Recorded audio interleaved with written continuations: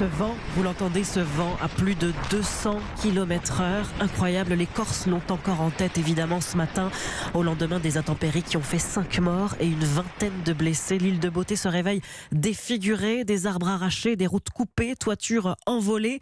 300 pompiers ont été mobilisés hier pour venir en aide aux habitants et aux vacanciers. Les campings dévastés ont été évacués. Bonjour William Molinier. Bonjour. Vous êtes l'envoyé spécial d'Europe 1 à Ajaccio. Vous avez passé la nuit sur place auprès des sinistrés. Nuit très pluvieuse encore. Oui, sur les coups de 2 heures du matin, beaucoup de pluie comme si des seaux d'eau se déversaient sur Ajaccio. Mais heureusement, pas de vent, pas de rafale à 200 km/h. Rien à voir donc avec la nuit d'avant-hier. Mais la prudence a tout de même conduit les autorités à évacuer certains campings les plus exposés. Près de 12 500 personnes ont ainsi été mises en sécurité sur l'ensemble de la Corse. Aujourd'hui, les opérations de recherche vont se poursuivre en mer, mais aussi dans la montagne, sur le GR20, où quelques randonneurs n'ont pas donné signe de vie depuis hier matin. Vous avez passé, William, la nuit au milieu des sinistrés, je le disais. Évidemment, les événements d'hier sont dans toutes les têtes autour de vous.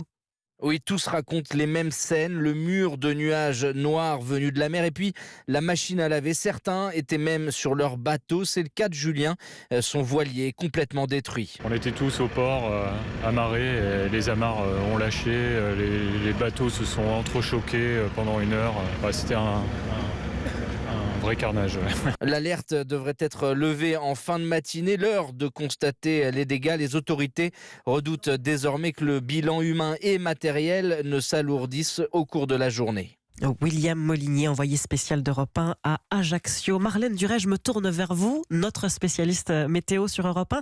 Ce phénomène très violent, très soudain, c'était prévisible? Alors, on le rappelle souvent, mais c'est vrai que les orages, c'est quand même l'un des phénomènes les moins prévisibles en météorologie. Des modèles très sophistiqués comme Arome, par exemple, développés par Météo France, arrivent à les prévoir de mieux en mieux, mais pas toujours.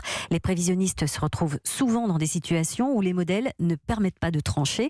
Et c'est vrai que le type d'orage que la Corse a subi est peu fréquent, mais tous les ingrédients étaient là pour que cet épisode exceptionnel se produise.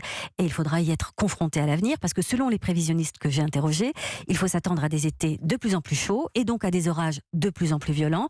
La chaleur apporte de l'énergie et on sait que les orages se nourrissent de cette énergie. Il faisait encore 36 degrés il y a 2 jours en Corse. La mer est chaude en surface. On l'a dit encore tout à l'heure, l'air froid en altitude qui circule dans les masses d'air chaud, humides et instables favorise ces phénomènes. Merci beaucoup Marlène Duret.